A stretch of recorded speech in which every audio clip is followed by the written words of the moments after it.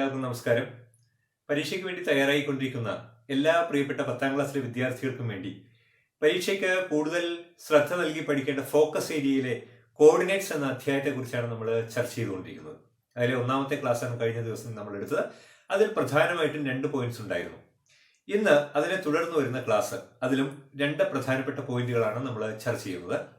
ഒന്നാമതായിട്ട് X Y അക്ഷത്തിന് സമാന്തരമായ വശങ്ങൾ വരുന്ന ചതുരത്തിന്റെ 2 എതിർ മൂലകൾ തന്നിരുന്നാൽ മറ്റ് 2 ശീർഷങ്ങളുടെ സൂചക സംഖ്യകൾ കണ്ടെത്തുന്ന വിധം. അതായത് ഒരു കോർഡിനേറ്റ് ആക്സിസിലെ എക്സ് വൈ ആക്സിസിന് പാരലായിട്ടുള്ള സൈഡ്സ് ആയിട്ട് വരുന്ന റെക്റ്റാങ്കിൾ, അതിന്റെ ഓപ്പോസിറ്റ് വേർട്ടിസസിന്റെ കോർഡിനേറ്റ്സ് തന്നാൽ മറ്റ് 2 വേർട്ടിസസ് എങ്ങനെ കാണും എന്നുള്ളത് ഒരു പ്രധാനപ്പെട്ട പോയിന്റ്. അപ്പോൾ ഏത് റെക്റ്റാങ്കിളിന്റെയും ഓപ്പോസിറ്റ് വേർട്ടിസസ് എന്നല്ല പ്രത്യേകം പറയുന്നത് എക്സ് വൈ ആക്സിസിന് പാരലായിട്ടുള്ള സൈഡ്സ് വരുന്നതായിട്ടുള്ള റെക്റ്റാങ്കിൾസിന്റെ കാര്യം മാത്രമാണ് നമ്മൾ ഇവിടെ പറയുന്നത്. രണ്ടാമത് ഡിസ്റ്റൻസ് ബിറ്റ്വീൻ 2 പോയിന്റ്സ്. ഒരു പ്ലെയിനിലെ ഒരു തലത്തിലെ ഏതെങ്കിലും 2 ബിന്ദുക്കളുടെ സൂചക സംഖ്യകൾ തന്നാൽ അവ തമ്മിലുള്ള അകലം കാണുന്ന വിധം, ദെൻ അതിനെ തുടർന്ന് വരുന്ന ചില പ്രശ്നങ്ങൾ നമുക്ക് ചർച്ച ചെയ്യാം.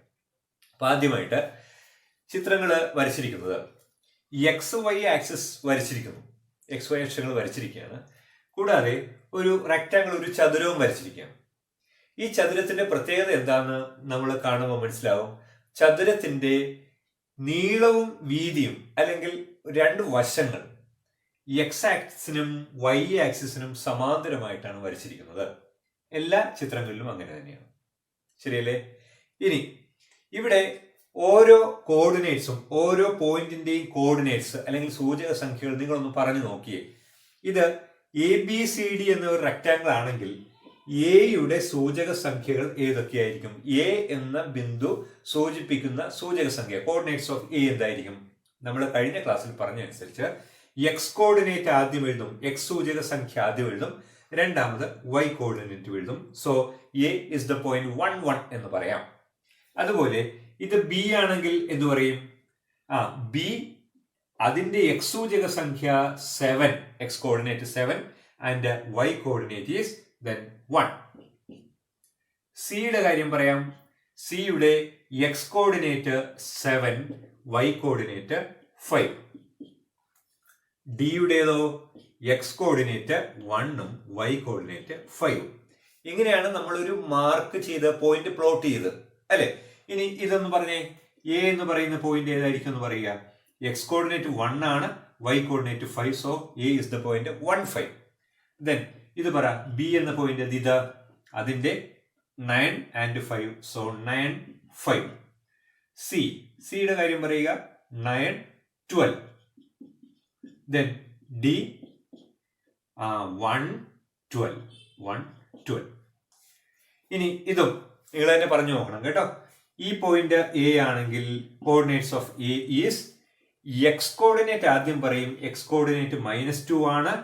ദെൻ വൈ കോർഡിനേറ്റ് എന്ന് പറയുന്നത് ഇതാണ് നമ്മുടെ വൈ ആക്സിസ്, വൈ കോർഡിനേറ്റ് -1.5. ഇനി ബിയുടെ കാര്യം പറയുക. ബിയുടെ എക്സ് കോർഡിനേറ്റ് 5 ആണ്, എക്സ് ആക്സിസിൽ 5ലാണ് മീറ്റ് ചെയ്യുന്നത്, ഇതാണ് നമ്മുടെ ആക്സിസ്. ദെൻ വൈ കോർഡിനേറ്റ് ഇവിടെയാണ് -1.5. ദെൻ സി എന്ന പോയിന്റ് എക്സ് കോർഡിനേറ്റ് 5 ആണ്, 5, വൈ കോർഡിനേറ്റ് 2.5.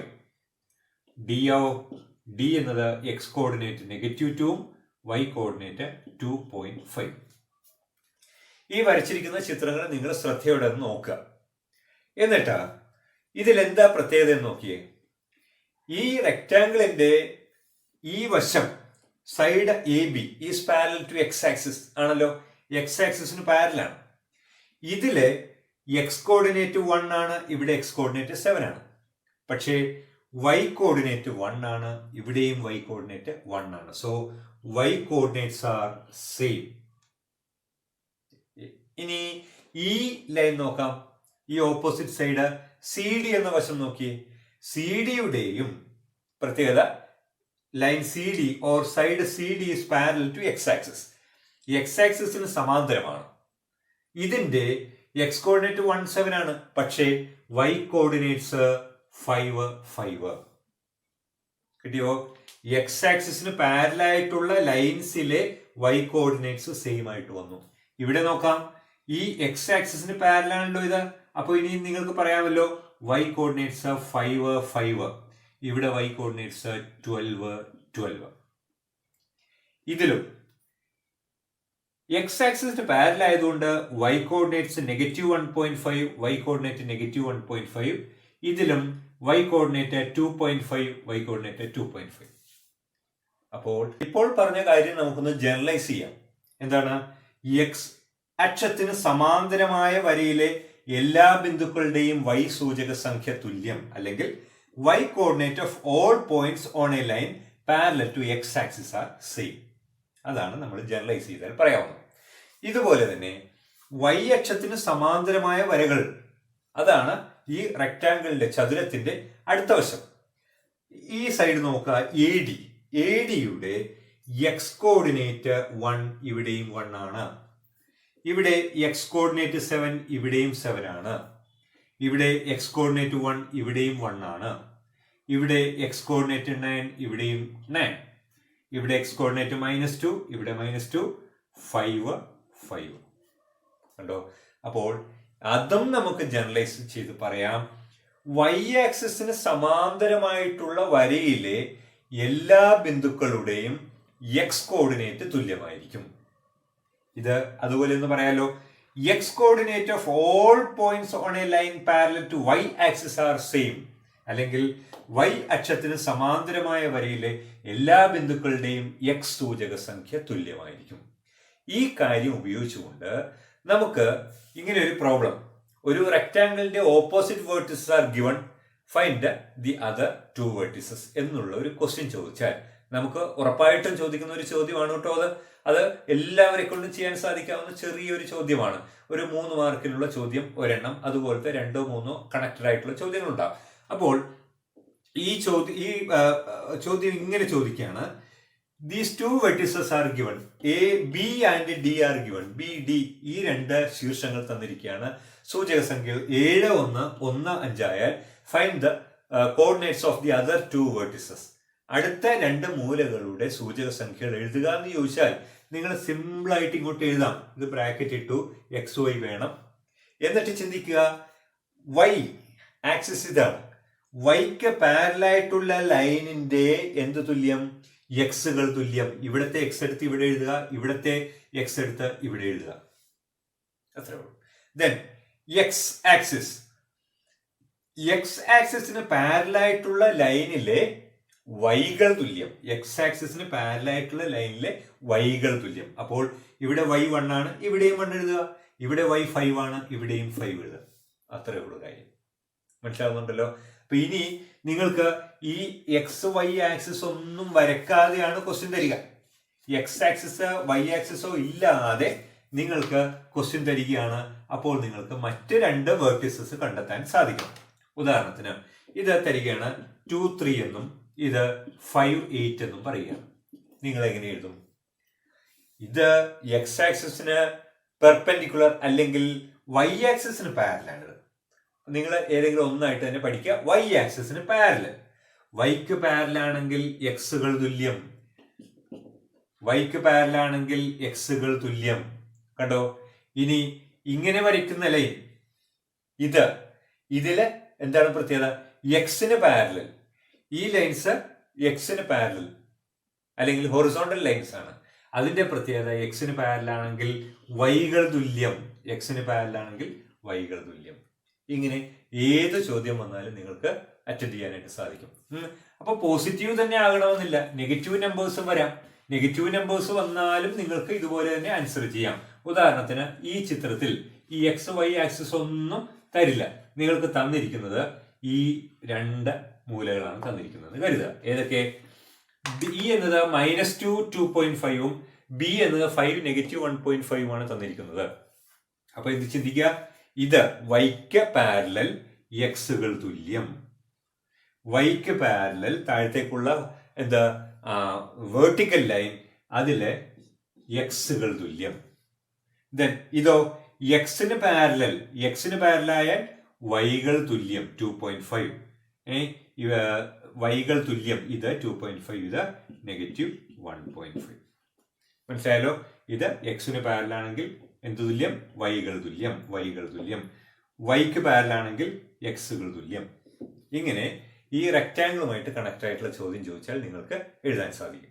ഇങ്ങനെ ഒരു ഫിഗർ തന്നിട്ടാണ് ചോദ്യം ചോദിക്കുന്നതെങ്കിലോ, ഒരു ഫിഗർ തന്നിരിക്കുന്നു, x Y axis are given, then a rectangle is drawn, a point A vertex 5, 4 is given, find the coordinates of the other 3 vertices എന്ന് ചോദിച്ചാലോ നമുക്ക് എഴുതാവുന്നതേ ഉള്ളൂ. എന്താണ്? ഇത് വൈ ആക്സിസിന് പാരലാണ്, സോ എക്സ് സെയിം.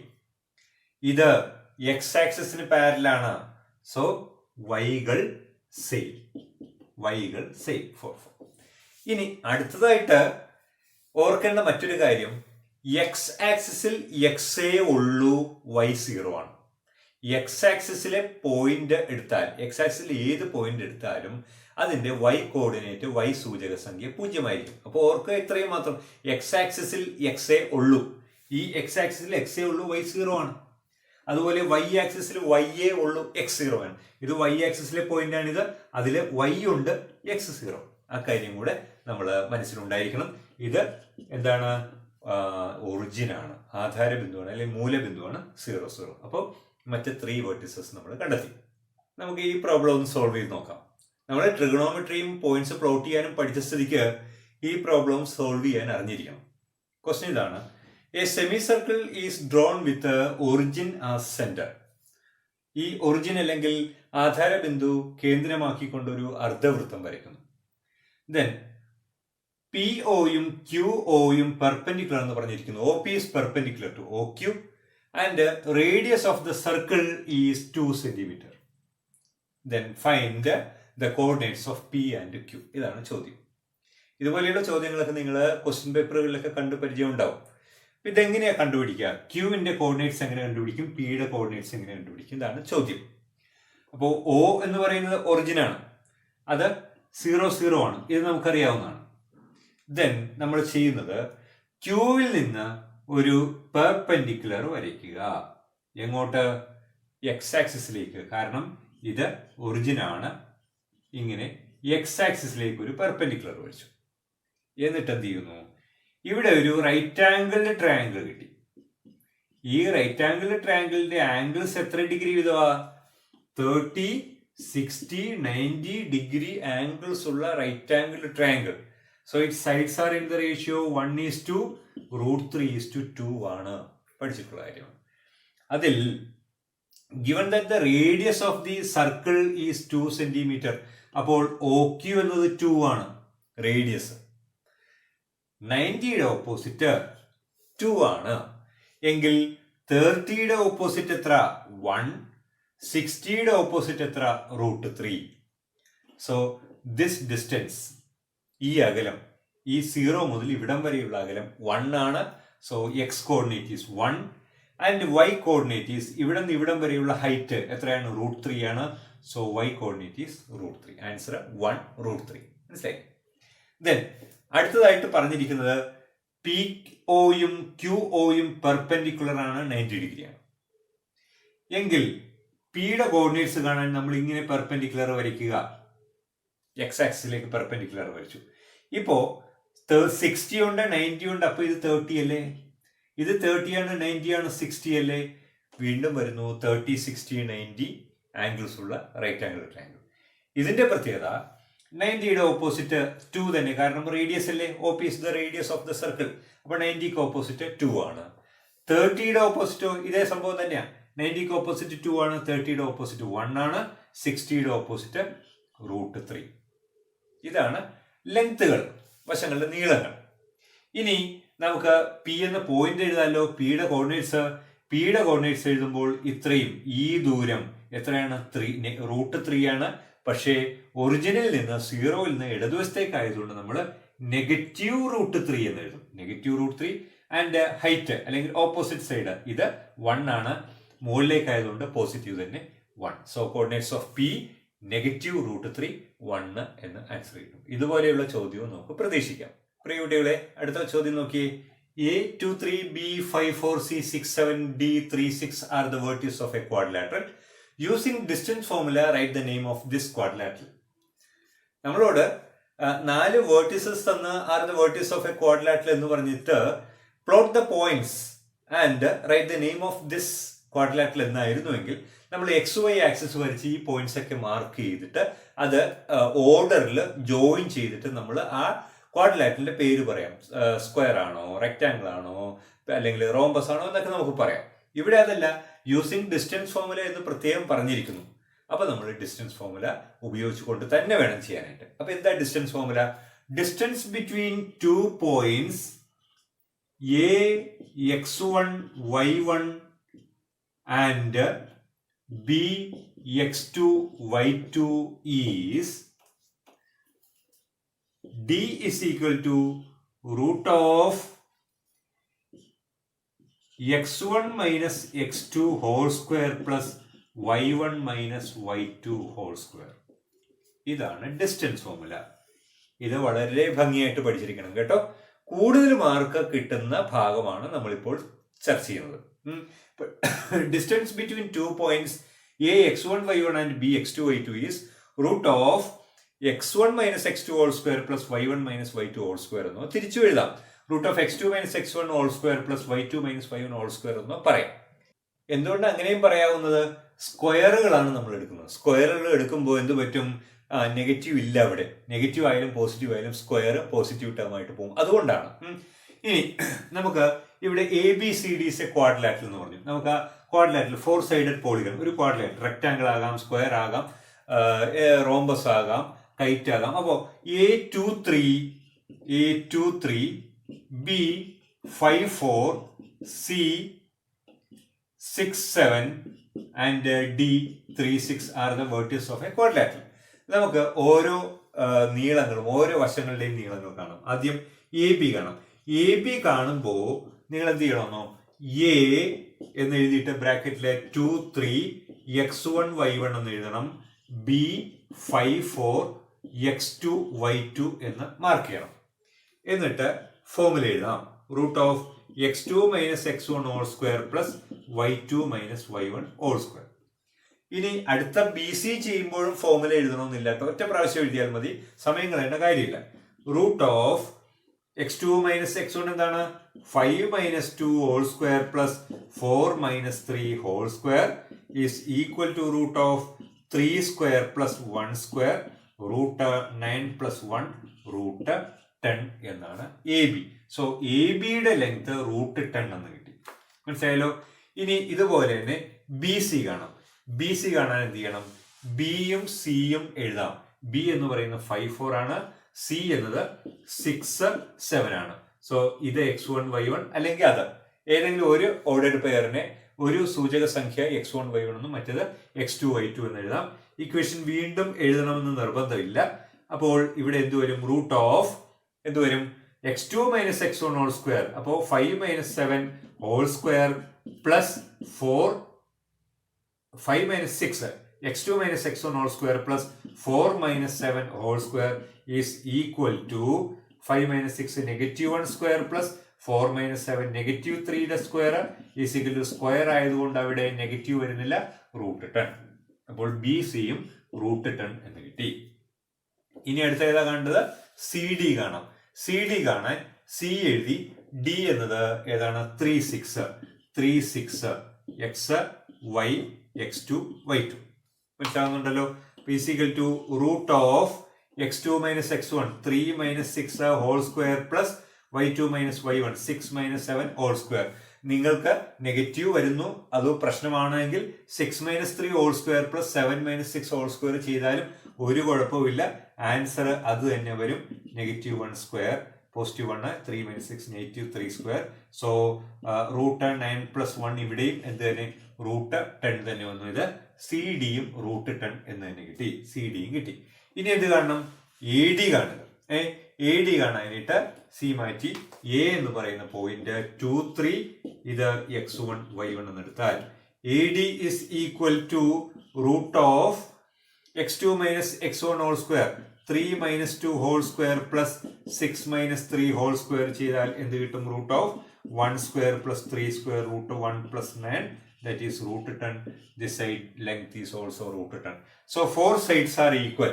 നമ്മുടെ ചോദ്യം using distance formula എന്താ write the name of this quadrilateral എന്നാണ്. ഇപ്പൊ 4 sides equal എന്ന് കിട്ടിയാൽ ഉടനെ ചാടി കയറി സ്ക്വയർ എന്ന് എഴുതി വെക്കരുത്.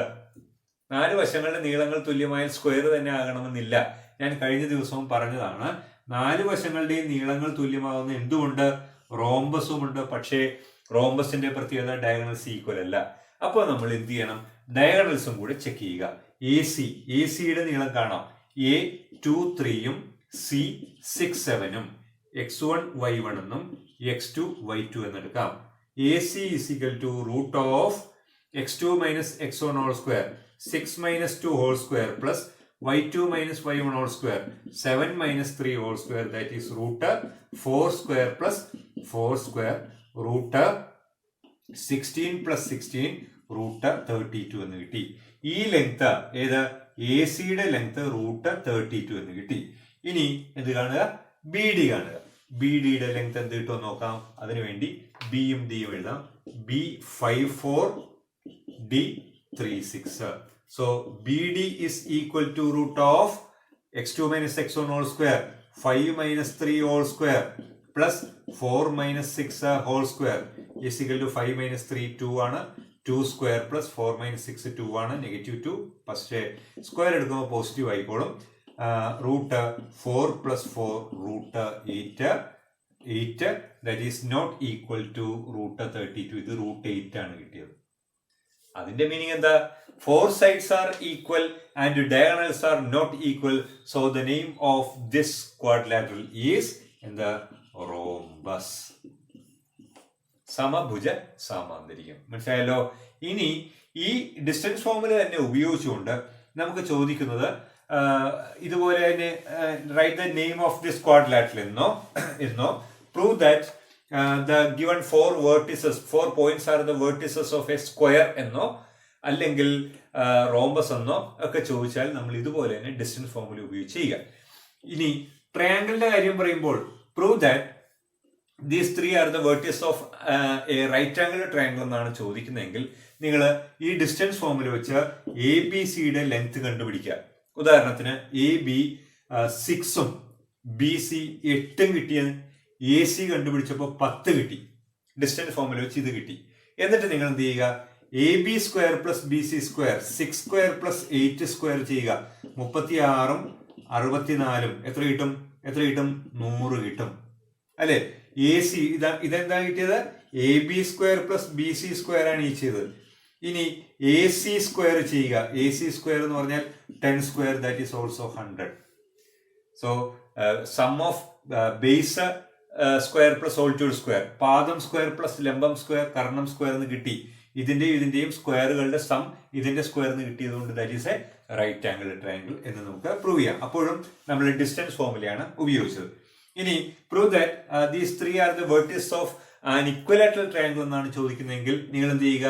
എ ബി കാണുക, ബി സി കാണുക, എ സി കാണുക, ഈക്വൽ എന്ന് പ്രൂവ് ചെയ്യുക. 3 ലെങ്ത്തും ഈക്വൽ എന്ന് പ്രൂവ് ചെയ്യുക. മനസ്സിലാവുന്നുണ്ടല്ലോ? ഇനി ഐസോസെലസ് ട്രയാംഗിൾ എന്നാണ് പ്രൂവ് ചെയ്യുമെങ്കിലോ 3 സൈഡും കാണുക, അതിൽ 2 എണ്ണം ഈക്വൽ ആയിരിക്കും. That is an isosceles triangle. മനസ്സിലാവുന്നുണ്ടല്ലോ? റോംബസ് എന്നാണ് പ്രൂവ് ചെയ്യണമെങ്കിലോ റോംബസ് എന്നാണെങ്കിൽ നമ്മൾ ആദ്യം പ്രൂവ് ചെയ്ത റോംബസ് എന്താണ്? ഇത് 4 sides equal, diagonals not equal എന്ന് പ്രൂവ് ചെയ്യുക. മനസ്സിലായല്ലോ?